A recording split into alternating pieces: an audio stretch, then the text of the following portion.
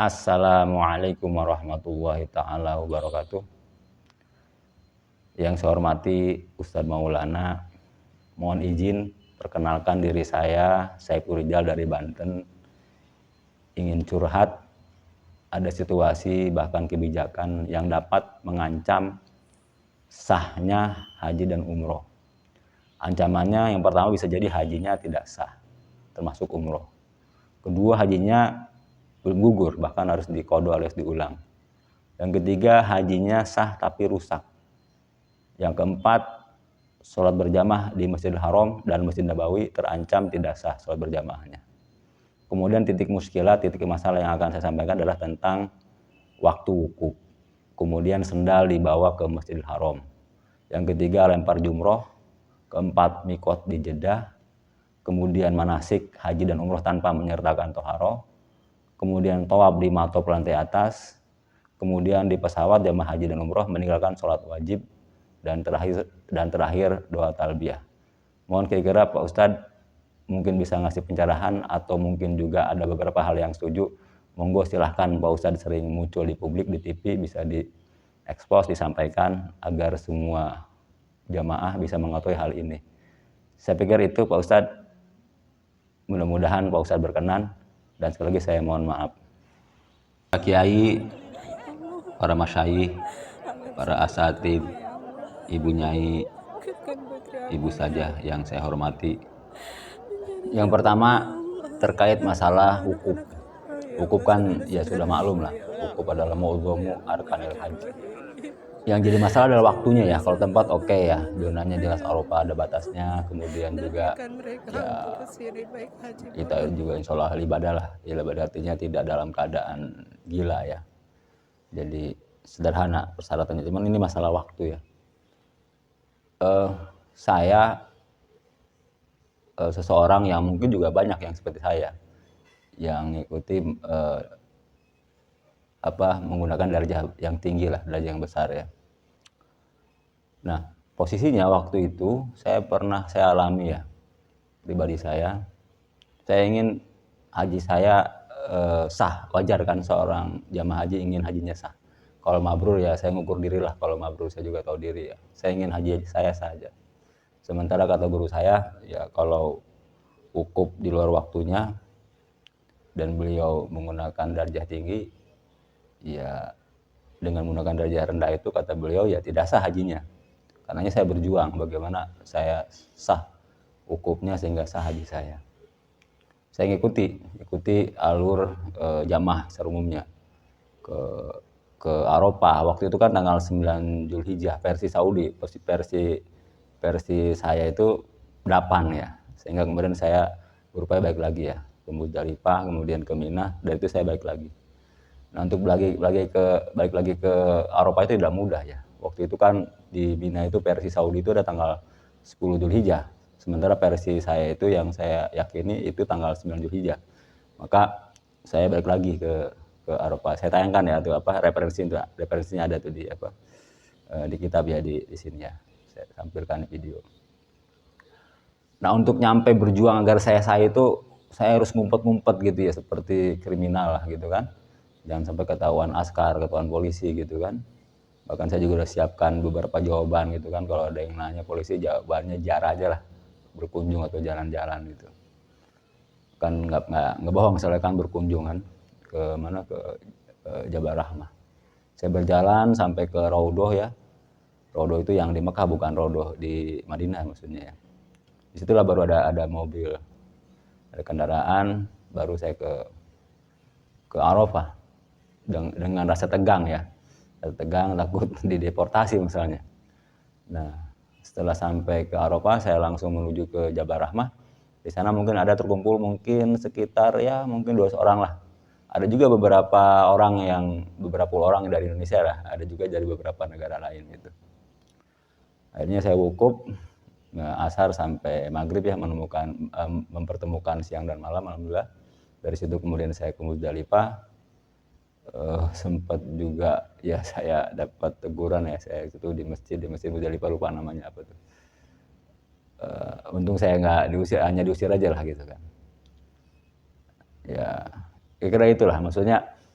orang seperti saya ini kan juga banyak di Indonesia. Model tahun kemarin ya, 2023 itu atau 1444 Hijriah itu, Saudi menetapkan lebih dulu kan lebaran hajinya kan. Artinya versi mereka itu tanggal 10 Juli ya, versi kita kan tanggal 9. Andai kata saya waktu tahun kemarin berangkat haji misalkan, kan saya mau tidak mau harus mengikuti jadwal Saudi kan. Tanggal 9 versi mereka, sementara versi kita Indonesia tanggal 8. Dan saya meyakini bahwa isbat Depag itu ya mumpuni gitu, sikoh gitu. Di sana juga bukan hanya Depag saja, ada Kemenag maksudnya. Ada juga dari NU, dari ormas-ormas yang mereka juga expert di bidangnya kan, yang punya ahli-ahli hisab gitu. Saya punya pedoman ke situ gitu.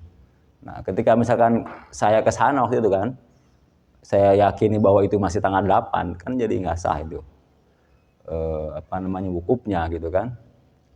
Atau misalkan saudara-saudara kita yang menggunakan darjah kecil ya, misalkan diwajibkan oleh pemerintah lebaran Idul Fitrinya adalah misalkan tanggal hari Senin misalkan ya.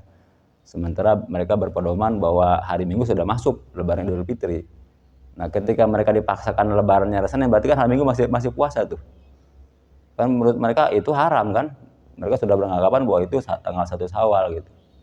Kan pola pikirnya seperti itu kan. Tapi kok maksud saya kok pola pikir itu hanya di Indonesia gitu. Kok ketika ke Eropa itu, ke Mekah, pola pikir seperti itu kok jarang gitu, jangan berkembang gitu. Jadi saya langsung copy paste aja dan ngikutin pemerintah Saudi gitu. Ya saya juga berpikir ini kan pakai ilmu ya. Saya ngaji juga, kemudian juga buka beberapa kitab ya. Ya ini masalah besar menurut saya, masalah besar. Ketika wukufnya gagal kan automatically kita diwajibkan untuk tahalul ya, motong kambing, kemudian adalah beberapa urutannya kan. Setelah itu juga kita wajib mengkodok pada tahun berikutnya. Kemudian misalkan saya gagal ya, atau seseorang gagal ya dalam hal wukuf, misalkan tidak sah, dia daftar lagi tuh, nunggu lagi kan waiting list 20 tahun misalkan, dia berangkat lagi kan. Ketika berangkat lagi tetap sama juga kondisinya seperti itu, nggak berubah. Jadi nggak ada jalan keluarnya nih, katanya sih dari semenjak 1920 Saudi itu menerapkan darjah kecil gitu ya. Ya monggo saja, saya sih nggak mau ingin masuk ke domain wilayah mereka ya. Mereka juga punya penetapan sendiri, punya ijtihad sendiri. Monggo, tapi kami ini yang punya keyakinan dengan darjah besar, ya tolonglah dikasih kesempatan gitu, diperbolehkan untuk wukuf sesuai keyakinan jadwal kami gitu kan gitu. Dan yang orang seperti saya ini banyak, teman-teman saya juga ingin melaksanakan wukuf sesuai jadwal yang berlaku di Indonesia ya, penetapannya itu. Tapi mereka nggak berani, takut dideportasi gitu kan. Kalau deportasi kan urusannya ribet, akhirnya hajinya juga nggak selesai kan. Dia tidak bisa melaksanakan ifadah, sa'i dan seterusnya gitu. Jadi ini dilema gitu menurut saya. Barangkali para masyayikh, para ustadz, para kiai ada solusinya gitu kan, atau ada akses ke pemerintah, bisa disambungkan lagi kemudian ke pemerintah Saudi agar diusulkan, agak ada kebijakan lah, ada toleransi untuk orang-orang yang seperti saya ini gitu ya, yang bermadzhab Syafi'i, dan saya yakin di Indonesia ini cukup mayoritas gitu itu terhadap wukuf gitu ya. Jadi sedangkan wukuf kan ya jelaslah pangkalnya ya, ibaratnya sasis atau nomor mesinnya haji itu ya wukuf gitu. Mudhu muarkanil haji ya, jadi saham tunggalnya haji ya wukuf gitu.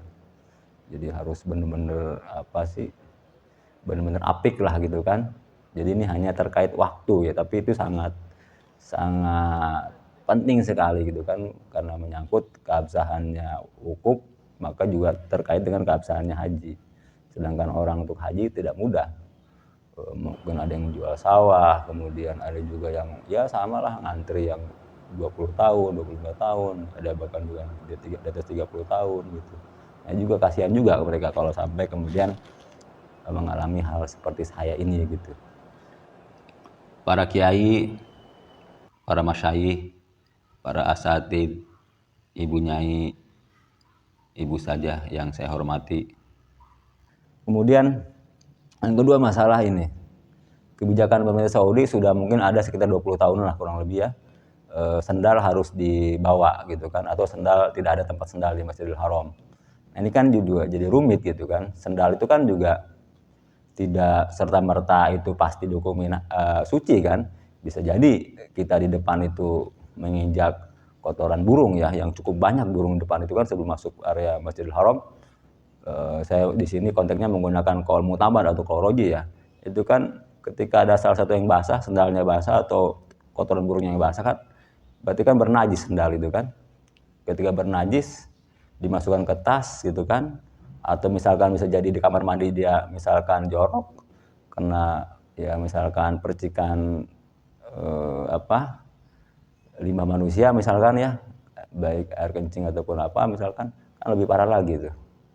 Nah, saya ngalami sendiri ketika setiap kali saya mau masuk Masjidil Haram, saya coba bersihkan sendal itu gitu. Kan saya berpikirnya moderat, 50-50 lah. Ini sendal ini yang saya pakai kemungkinannya dua, bernajis atau tidak gitu kan. Maka ihtiyatan saya bersihkan tuh di atas tempat sampah, kan saya ada tempat sampah tuh kalau mau masuk masjid tuh bersihkan. Itu banyak orang ngeliatin saya aneh gitu. Dan yang saya tahu ya walalam ya mungkin saya terbatas ya. Yang melakukan itu hanya saya gitu, maksudnya saya belum pernah lihat yang lain. Saya juga jadi unik, saya kok jadi aneh juga kok saya doang gitu kan ya. Padahal saya juga pakai ilmu juga, maksudnya itu tidak ngasal gitu kan. Dari rujukan yang saya pahami, karena untuk sholat sah kemudian tawaf sah kan harus suci dari najis kan, saya bersihkan itu kan dengan standar fikih. Saya masukkan tas ke dalam. Berikutnya, ini kan Masjidil Haram bukan masjid sembarangan gitu, masa sih jangan sampai ada orang ke dalam masjid bawa najis gitu kan, gimana gitu loh. Kita juga harus menjaga muruah ya wibawa Masjidil Haram gitu. Jadi saya mohon kalau berkenan ya para ustadz, para masyayikh, para alim ulama coba mengusulkan ke pemerintah gitu yang punya akses, agar pemerintah RI mengusulkan pada pemerintah Saudi untuk membuat sterilisasi najis gitu. Jadi biasalah seperti ada kolam gitu kan, setiap orang mau masuk ke sana mesti mau tidak mau melewati kolam itu dengan sendalnya kan. Nah setelah itu baru kan sendal itu basah, baru disiapkan blower gitu untuk mengendalikan sendal sehingga sendal masuk ke tas dalam keadaan kering. Kan juga itu solutif gitu kan. Atau juga dibuat kebijakan ya sendal boleh disimpan lagi di luar, dibuatkan rak seperti di Masjid Nabawi. Itu terhadap sendal ya, karena ini terkait juga dengan keabsahannya tawaf gitu kan. Kalau tawafnya tidak sah ya otomatis umroh haji juga tidak sah. Kemudian tentang sholat jamaah ya. Sholat jamaah kan kalau kita di Indonesia mayoritas mazhab Syafi'i ya. Saya hanya mengutip mazhab Syafi'i saja, saya tidak yang lain, tapi mayoritas Syafi'i ya. Kan dalam kitab Nihayatul Muhtaj saya lihat itu, barang siapa yang pengaruh mazhab Syafi'i bermakmum kepada imam yang walaupun itu imam agung, imam besar atau wakilnya, dia tidak baca bismillah lam tasihah, tidak sah gitu sholatnya. Nah jadi persoalan adalah ini imam di sana itu baca bismillah enggak gitu, atau bismillah baca tapi sir gitu kan. Nah sir juga saya terkadang ketika dia baca sir terdengar tuh suaranya bismillahirrahmanirrahim baru alhamdulillahirabbil alamin gitu kan. Nah berarti kan oke, nggak ada masalah. Ada lagi yang imam yang saya perhatikan nggak ada suara bismillahnya gitu. Apakah dia memang baca sir tapi sangat pelan sekali sehingga tidak terdengar, atau tidak baca gitu kan? Kan juga ragu juga kita kan. Akhirnya karena dalam rangka ada mayurib ila malayurib, akhirnya ya sesuai petunjuk guru saya, kalau sholat isya misalkan menurut petunjuk guru saya itu sholat isya dulu tuh munfaridan tuh setelah azan. Nah kemudian setelah qomat baru kita sholat lagi, sholat sholat isya berjamaah ya, i'adatan gitu kan. Nah kira-kira seperti itu. Jadi muter juga, ini kan hal begini kan jarang tersosialisasi gitu kan.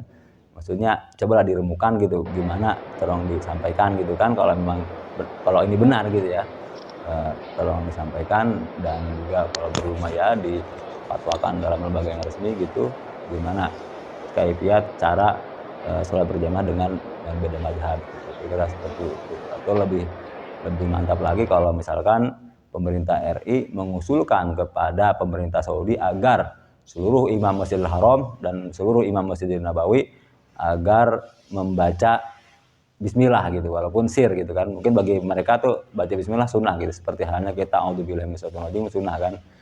Jadi kalau itu kan kita ragu loh, berarti imamnya baca bismillah sir gitu kan. Kalau ini kan kita bingung baca atau enggak gitu. Itu terhadap sholat jamaah di Masjidil Haram atau Nabawi. Kemudian mengenai marma ya.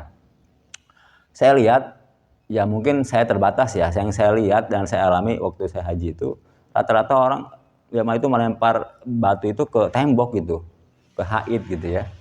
Dan bisa dilihat juga di video-video itu banyak, bahkan mungkin mayoritas yang lemparnya ke atas bukan ke bawah. Sedangkan dalam kaidah fikih mazhab itu, mazhab Syafi'i, harus qasdunya qasdul marma, artinya targetnya itu atau skipannya itu kalau baca sniper itu harus ke marma targetnya, bukan ke haid. Kan haid itu kan hanya sekedar penghalang ya dari pemerintah Saudi membuat haid itu tembok itu agar batu dari arah berlawanan tidak saling lempar gitu. Bukan marma gitu kan.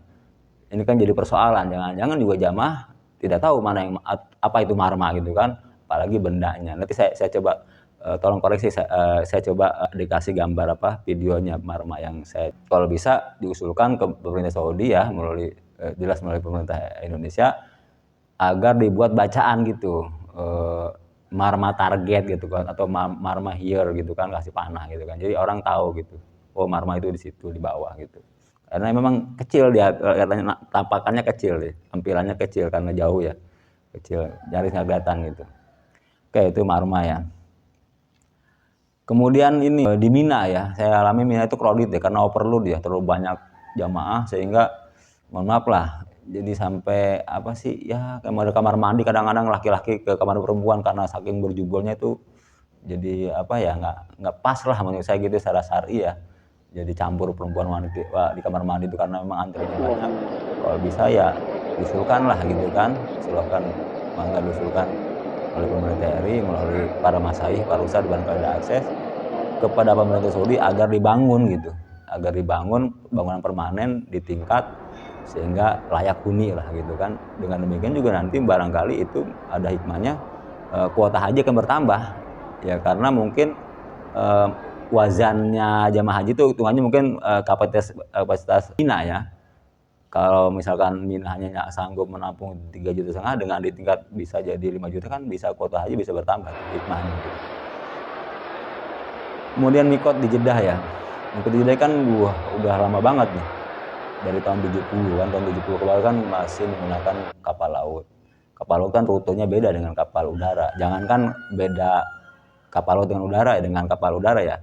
Mobil saja kan ketika lewat tol dengan lewat non tol, tidak di luar tol, itu kan beda rutenya gitu kan. Nah, ini tolong saya koreksi kalau salah ya.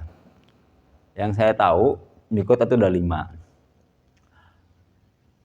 Kita Yalamlam, kita jelas kita termasuk Yaman, mikotnya Yalamlam di daerah ini. Ini saya bicara yang ini ya, yang gelombang kedua ya, yang langsung ke Mekah gitu kan. Nah, ini kan jelas di pesawat itu sudah diumumkan bahwa kita akan melewati Yalamlam gitu kan. Jelas itu, baik kita menggunakan pesawat Saudi Airlines, menggunakan Garuda, menggunakan Lion, menggunakan pesawat apapun tetap sama situ gitu. Berarti jelas bahwa kita melewati Yalamlam. Jadi kalau saya ya di Yalamlam itu di atas pesawat saya bermikot ya. Walaupun mungkin itu kondisinya paling 10% pesawat itu ya. Saya sudah sampaikan, mereka nggak percaya. Pokoknya mau kata orang tua dulu juga itu di Jeddah gitu. Ya kan? Sedangkan yang saya tahu 5 ini ketika misalkan kita tidak melewati saja yang 5 ini, tapi ada yang terdekat, maka kita ngambil mikot yang terdekat kan gitu. Kalau ini kan jelas terlewat gitu. Jadi tidak bisa menggunakan mikot alternatif. Kan ada mikot alternatif tuh. Pasti dalam video itu dikatakan fa'ilam yuhaidi syai'an ahrama marhain min Mekah gitu. Kalau nggak melewati sama sekali baru kita berihram 2 marhalah dari Mekah gitu. Di antaranya Jeddah atau dimanapun lah, pokoknya 2 marhalah gitu kan. Nah, jadi Jeddah itu hanya mikot alternatif ketika tidak melewati salah satu dari 5 itu gitu kan. Ini kan melewati, mau nggak mau kan harus di atas pesawat gitu kan, mikotnya gitu. Ketika dia Jeddah, maka dia kena dam 1 ekor kambing ya, 1 ekor kambing, melanggar wajib haji gitu. Sedangkan kondisinya kan dari tahun 70 ini, berapa juta orang yang harus bayar dam kambing gitu kan. Ini maksudnya tolong dibahas ya, maksudnya bener nggak kabar saya ini kan, mungkin terjadi perdebatan, monggo aja silahkan, tapi ini harus ada jalan keluar gitu. Jadi dengan alasannya ketika di Jeddah itu orang tua dulu juga begini di Jeddah ya, mungkin orang tua dulu itu konteksnya naik perahu itu kan, naik perahu kan beda ininya rutenya, dan Jeddah itu kan luas, bukan kecil gitu ya. Luas sekali Jeddah itu. Mungkin bisa sebesar Kalimantan Selatan mungkin, atau besar lah, Jeddah itu besar sekali ya. Kemudian manasik haji umroh tanpa toharoh. Ya betul sih, judulnya memang kita mau hajian mau umrohan gitu kan. Tetapi itu tadi ada kaidah malayatimul wajib illa bihi fawajib, tidak sempurna satu pekerjaan kecuali oleh pekerjaan itu, maka pekerjaan itu menjadi wajib. Kita diwajibkan untuk sholat tidak sah tanpa wudu, maka mau tidak mau kita harus wudu. Kita sebagai orang hidup akan punya kewajiban untuk menguburkan mayat yang sudah mayat ya. Bahasanya menguburkan, tapi tidak mungkin kita langsung menguburkan kalau tidak ngegotong dulu, maka menggotong jadi wajib kan. Al-amru bisyai' amrun biwasailihi gitu kan. Perintah sesuatu maka ada perintah juga untuk sebagai perantara yang menghantarkan kepada perkara itu. Nah, jadi kalau bisa yang punya akses usulkanlah kepada pemerintah agar manasik haji umroh juga disertakan manasik toharohnya gitu. Kita jangan terlalu husnudzon bahwa semuanya ini bisa semua, toharohnya belum tentu juga. Karena yang saya tahu yang masih mau ngaji ya di pengajian di kampung-kampung itu, baik bapak-bapak ibu-ibu di majelis taklim itu hanya sedikit gitu, nggak banyak gitu. Dan trennya sekarang kan nih orang yang haji atau umroh kan yang punya uang, bukan yang bisa ngaji gitu. Dulu kan rata-rata orang-orang ulama lah, orang-orang yang ngerti agama baru haji gitu. Sekarang beda trennya. Kalau bisa usulkan itu, bahkan kalau kata Syekh Ibnu Ruslan, beliau berkata wa kullu man bi ghairi ilmin ya'malu amalu mardudatun la tuqbalu. Setiap orang yang tanpa ilmu dia mengamalkan suatu amalan, maka amalannya jelas tertolak. Dalam persoalan Torah ini kan banyak sekali pernak-pernik yang membuat seseorang itu gagal dalam sholat tawaf ya, artinya tidak sah lah gara-gara toharoh. Misalkan saja sederhananya ketika seseorang itu dia punya hadas besar, mandi tidak ada adegan duduknya, dan ketika duduk kan dia harus nyiram bagian yang terbuka tadi kan. Ketika dia tidak melakukan itu maka kan tidak sah mandi junubnya. Ketika mandi junubnya atau mandi hadas besarnya tidak sah, automatically berarti dia masih berstatus punya hadas besar kan, otomatis tidak sah sholatnya, juga tidak sah tawafnya tidak sah, otomatis juga merambat kepada tidak sahnya haji dan umroh. Atau dia misalkan wudhu pakai air mustama, makanya adalah sebuah kemestian agar toharoh itu menjadi paket yang terpadu dengan manasik haji gitu. Dia harus sejalan sepadan kira-kira gitu. Jadi kalau bisa ya usulkanlah agar ada juga paket toharoh dalam bimbingan manasik tadi gitu. Kemudian jadwal lempar jumroh ya. Jadwal lempar jumroh yang saya tahu baca di kitab itu ba'da zawal gitu, sampai gurubiha, sampai menjelang maghrib lah gitu kan. Katanya ya pokok ilal fajri ya. Ada kil mengatakan sampai subuh gitu kan. Nah, sementara Indonesia dapat jadwal dengan negara Asia Tenggara yang kira-kira badannya sama lah, seimbang, sepantaran itu, dapatnya pagi hari gitu. Nah, ini kalau dari mana gitu? Saya mungkin terbatas ya, bukan berarti nggak ada. Saya terbatas gitu. Jadi yang pada maghrib saja bahasanya rendah sekali, kila ya, bahasanya kila di situ.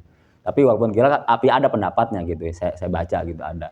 Kenapa nggak diusulkan saja agar jamaah haji Indonesia dapat jadwal untuk Romul Jamarotnya, lempar jumrohnya itu pada maghrib atau pada isya, suasananya juga udah sepi kan, mereka sudah selesai semua dan dingin adem gitu kan, lebih enak lah, lebih fresh gitu, lebih fresh.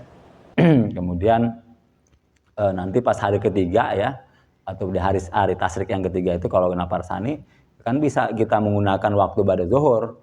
Karena apa? Karena rata-rata jamaah itu kan udah mulai mengosong tuh di napar awal itu. Bahkan saya dengar itu, saya pernah baca di Gunyah ya, kitab karangan Tuan Syekh Abdul Qadir ini ya, ada RT-nya Tarekat Qadiriyah. Beliau kan mazhab Imam Ahmad. Kalau nggak salah mazhab Imam Ahmad tuh tasiknya cuma 2 hari gitu. Kalau kita kan 3 hari gitu. Jadi relatif ini kosong gitu. Jadi pas hari ketiga bukan malam tapi pada zuhur gitu. Tapi ya kira-kira gitu solusinya ya. Jadi setelah zuhur atau mau asar baru kita menuju ke Mekah atau ke hotel.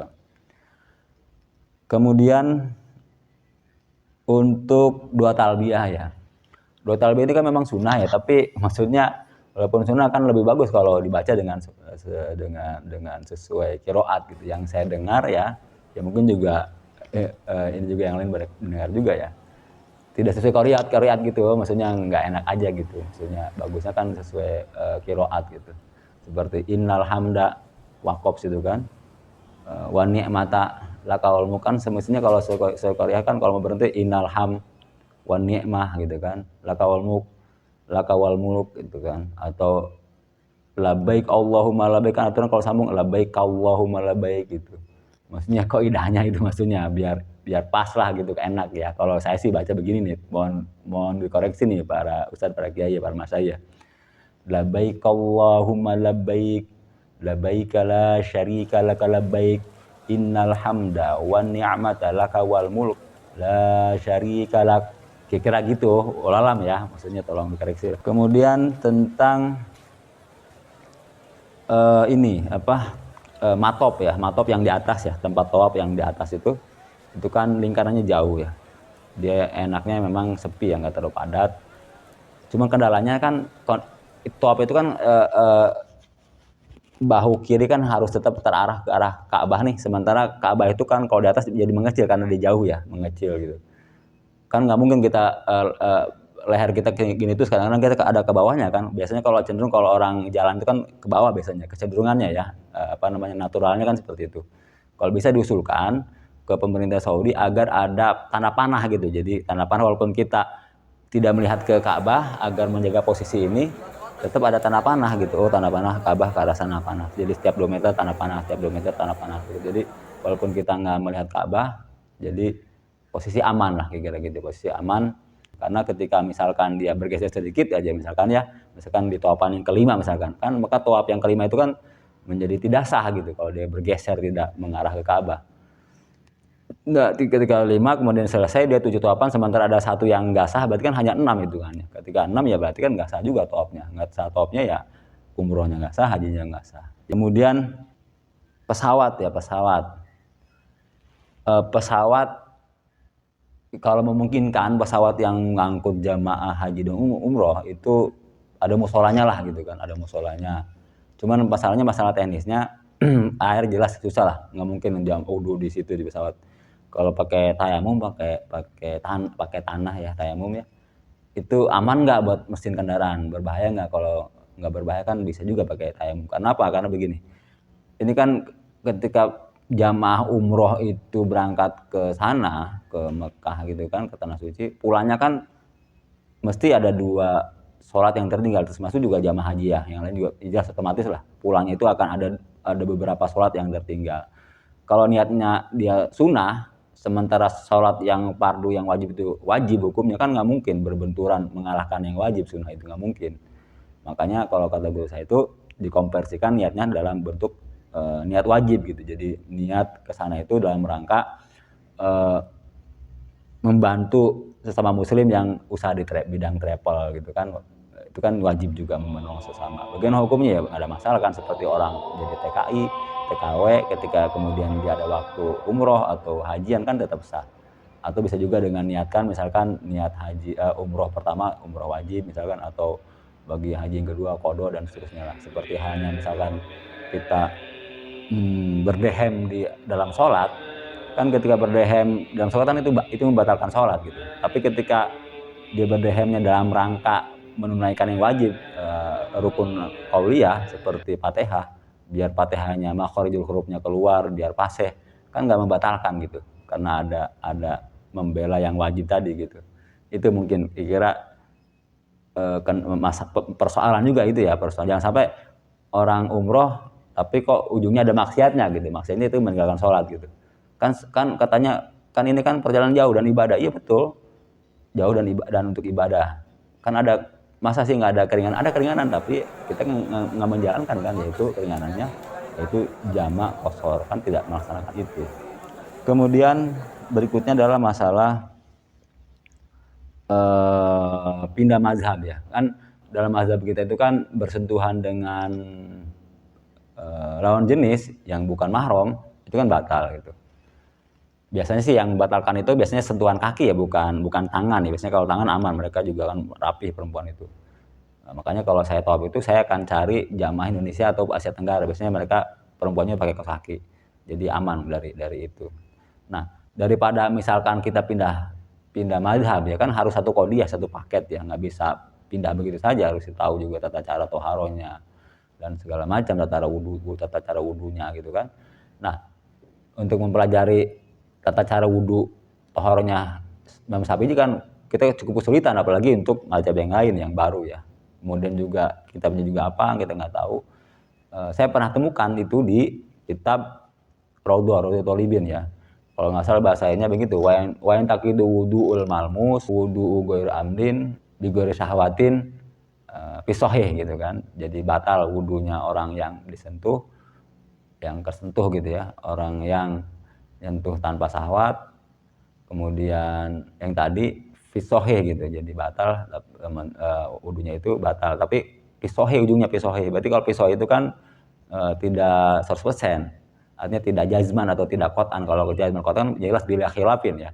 Berarti kalau pessoa itu dalam mustalah fikihnya itu berarti ada ulama minoritas yang mengatakan tidak batal gitu. Nah, itu saya pakai gitu kan. Saya pakai walaupun itu qaul dhaif tapi rajih min haisul waqi, karena kita sulit sekali menghindari itu gitu. Karena kalau misalkan gara-gara itu kemudian misalkan jamaah itu harus wudu lagi gitu kan dia akan tertinggal oleh jamaah, belum itu juga dia tahu pulangnya kan, atau jamaahnya nunggu juga madorot juga kan gitu kan. Bisa pakai qaul dhaif tadi ya, karena ini kepepet ya, bukan ini karena keadaan lah, bisa mungkin dipakai kan qaul dhaif itu. Tapi kalau kentut kan jelas itu mah udah qat'an ya, dilahirapin harus wudu lagi kira gitu. Itu masalah pindah mazhab gitu. Jadi tidak semudah itulah kalau menurut saya, harus satu qodiyah. Kalau setengah-setengah bisa talfik. Oke, saya sekali lagi mohon pencerahannya, mohon koreksiannya, mangga ditanggapi gitu ya. Mudah-mudahan ini bukan masalah saya gitu ya, ini masalah kita semua ya, terutama jamaah haji dan umroh Indonesia gitu. Dan mohon berkenan ya, semestinya saya yang telepon ya, cuman kan saya nggak tahu nomor teleponnya ya para ustadz, para kiai, para masyayikh. Mungkin saya cantumkan telepon saya di sini ya gitu kan. Mungkin kita bisa saya mungkin bisa belajar lebih banyak lagi lah gitu, minta pencerahannya gitu kan. Mangga mau dibahas di video juga biar lebih umum, biar orang tahu juga, mangga silahkan gitu kan ya. Ini juga apa yang saya sampaikan jangan jadikan pedoman gitu, ini hanya sekedar blueprint lah kira-kira begitu. Kira-kira itu. Sekali lagi saya mohon masukannya, bimbingannya, sekaligus juga emang saya sampaikan melalui video ini agar seluruh masyarakat jamaah haji umroh ini bisa mengetahui bahwa ternyata ini loh ada persoalan gitu. Barangkali jamaah sekalian bisa tanyalah kepada guru-gurunya agar lebih paham, lebih detail lagi pemahamannya gitu. Kira itu, mohon maaf atas segala kehilapan, kekurangan atau kata-kata yang tidak berkenan. Allahumma fiqillah. Wassalamualaikum warahmatullahi taala wabarakatuh.